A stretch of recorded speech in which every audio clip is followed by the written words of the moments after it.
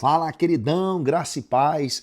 Hoje é o nosso 34º de leitura da Bíblia, do nosso desafio anual, e hoje a leitura está em Lucas capítulo 24, versículo 1 até o 12, Gênesis 43 e Salmo número 34. Então vamos para Lucas capítulo 24.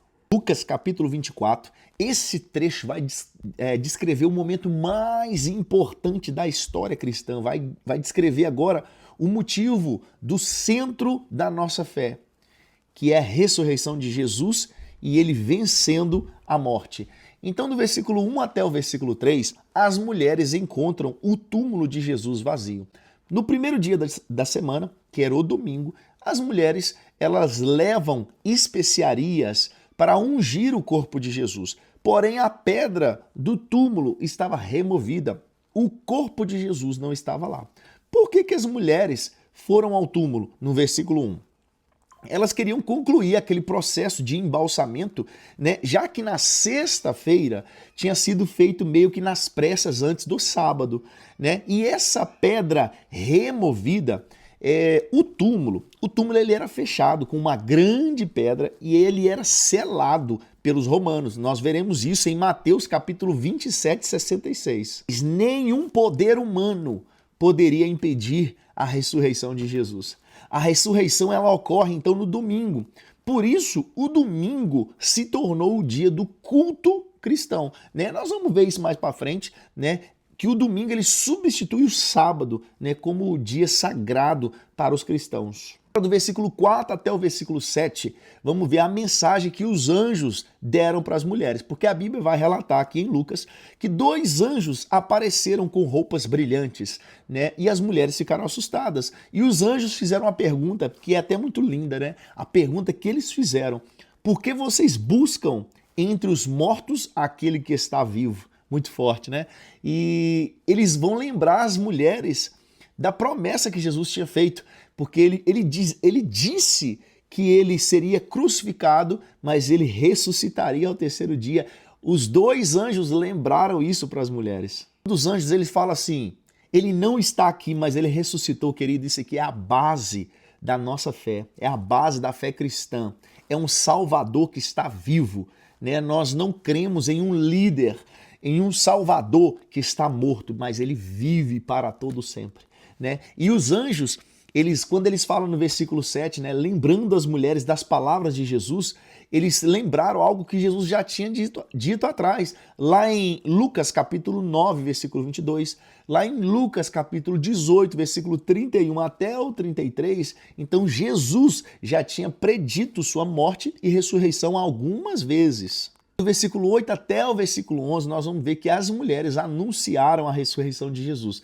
As mulheres, elas se lembram das palavras de Jesus, né, após os anjos lembrarem elas sobre aquilo que Jesus já tinha predito, né? E elas agora vão aos discípulos para contar para eles essas palavras. Mas só que a Bíblia diz que os discípulos não acreditam nela. A Bíblia vai falar que eles achavam que elas estavam delirando. Nós temos uma curiosidade no versículo 9.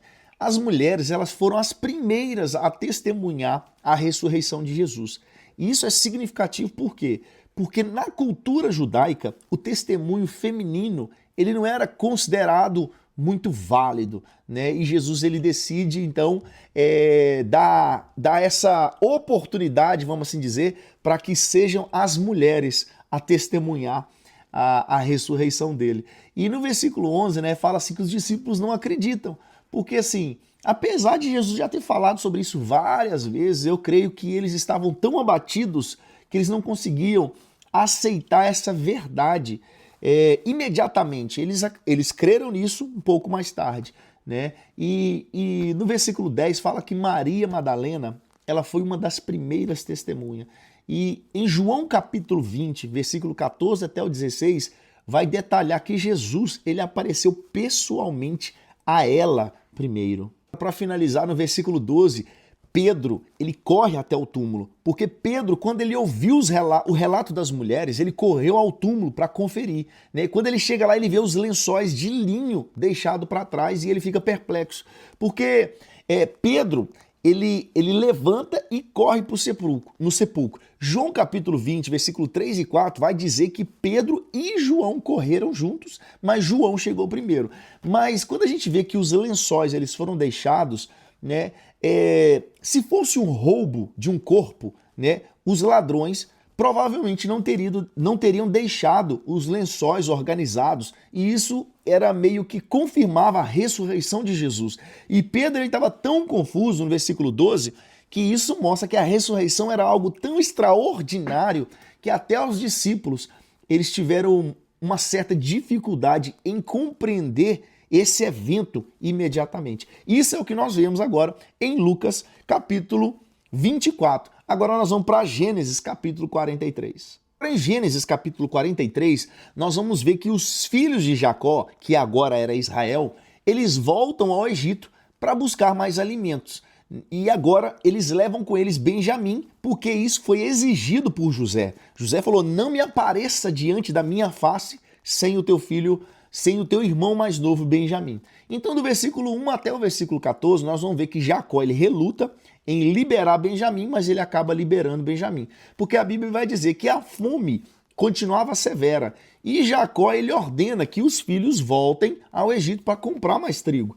Porém, Judá, ele lembra que o governador, que eles não sabiam que era José, ele falou assim, ó, não, o governador disse que para a gente voltar lá e pegar mais alimento, para poder negociar com ele, nós precisamos levar Benjamim. Então Jacó, a princípio, ele resiste, mas ele vai ceder, porque ele confia que Deus vai guardar Benjamim.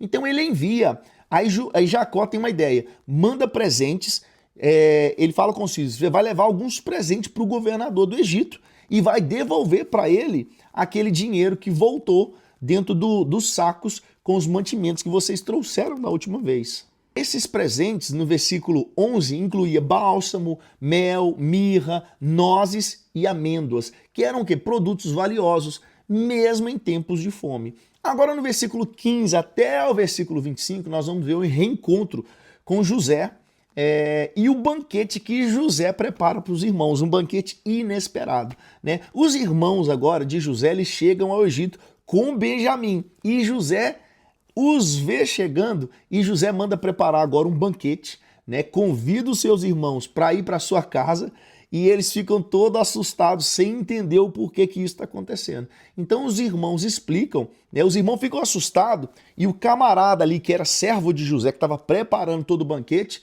quando os irmãos estão ali, vê esse camarada, eles começam a explicar para o cara que o dinheiro, eles estão ali com o dinheiro, da última vez eles compraram o dinheiro, voltou junto com eles, eles estavam explicando que eles não pegaram, e eles mostraram também que eles estavam com dinheiro para essa nova compra, porque eles temiam que fossem acusados de roubo, né? Mas esse camarada que era servo de José, meio que o administrador da casa de José, ele tranquiliza os irmãos de José, dizendo que o dinheiro foi providência do Deus deles. Não o Deus do Egito, mas o Deus de Jacó. Agora, do versículo 26 até o 34, José ele vê Benjamim, e a Bíblia vai dizer que ele chorou muito. José, quando ele vê Benjamim, que era o seu único irmão por parte de pai e de mãe, ele fica profundamente emocionado, e a Bíblia fala que ele se retira para ele chorar longe dos olhos dos irmãos, né? E o banquete ali começa, mas José meio que separa os irmãos à mesa de forma estratégica. Os irmãos de José, eles ficam admirados ao perceber que foram colocados em ordem de nascimento à mesa, né? Algo que só alguém com conhecimento sobrenatural poderia fazer. Então eles ficam assustados. Mas algo que chama a nossa atenção é que fala assim que Benjamim ele recebeu uma porção 5 vezes maior do que a dos outros irmãos. No versículo 33, quando José ele coloca os assentos em ordem de nascimento, os irmãos ficam meio preocupados, né? Como que aquele homem sabia dessa informação? E quando a gente vê que José ele coloca uma porção 5 vezes maior para Benjamim, a gente entende que era meio que um teste, né? José estava meio que testando seus irmãos para ver se os seus irmãos ainda continuavam com inveja ou se isso era coisa do passado. Isso foi então Gênesis capítulo 43. Agora nós vamos para Salmo número 34. Agora em Salmo número 34, esse salmo é um salmo muito lindo, né? Ele é um hino de louvor e gratidão a Deus, escrito por Davi após ele ser livrado de uma situação perigosa. Do verso 1 até o verso 7, nós vamos ver um chamado ao louvor e à gratidão, né? Davi ele declara que louvará ao Senhor em todo o tempo, exaltando a sua fidelidade. Ele também vai encorajar outros a exaltar o nome do Senhor com ele, né? E ele vai falar de sua própria experiência. Ele fala assim, que ele vai falar, ele está contando a experiência própria, ele fala que clamou a Deus e ele foi atendido e livrado de seus medos, né? Ele vai falar assim, os que confiam no Senhor nunca serão envergonhados. E ele também vai citar que o anjo do Senhor acampa-se ao redor daqueles que o temem e os livra, que é uma passagem lindíssima e muito conhecida. A informação do contexto histórico onde esse salmo foi escrito. Esse salmo foi escrito quando Davi fingiu estar louco diante de Abimeleque, né? E isso está lá em 1 Samuel, capítulo 21, versículo 10 até o 15. Então, Davi ele se finge de louco para poder escapar. E agora do verso 8 até o verso 14, nós vamos ver um convite para experimentar a bondade de Deus, porque Davi ele fala assim, provai e vede que o Senhor é bom. Ele está meio que fazendo um convite, venha provar e entenda e veja o quanto o Senhor é bom. Ele faz meio que um convite, né, para que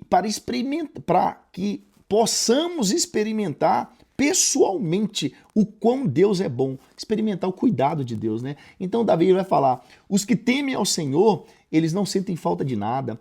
Aí Davi ele fala algo bacana, ele fala assim, os leões podem passar fome, mas os justos sempre terão o sustento de Deus. Davi está falando assim, até mesmo os animais mais ferozes, que têm um instinto de caçador, eles podem passar necessidade, mas os que confiam no Senhor, esses terão suprimento. Esses serão supridos. E o salmista ele ensina, né, que quem deseja ter uma vida longa deve evitar o mal, deve falar a verdade, deve buscar a paz a qualquer custo.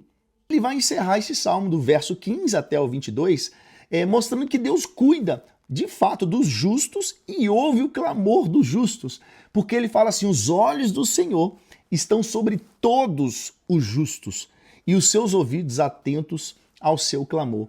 Ele vai falar que o Senhor está perto dos quebrantados de coração e salva os contritos de espírito. Ele vai dizer que o justo passa por muitas aflições, mas Deus o livra de todas as aflições. E Davi ainda vai falar que Deus protege até mesmo os ossos do justo, para que nenhum seja quebrado, né? Isso a gente vai ver, inclusive, se cumprindo na vida do próprio Jesus, né? Que é uma profecia e se cumpre em João, capítulo 19, 36. E o salmista ainda vai finalizar dizendo que a maldade leva os ímpios à perdição, mas os servos de Deus não serão condenados. Para a gente finalizar, no verso 19, que eu amo esse verso, 34, 19, quando diz assim, muitas são as aflições dos justos, mas o Senhor o livra de todos. Aqui o salmista está ensinando o seguinte, ser fiel a Deus não nos livra da dificuldade, mas nos garante livramento.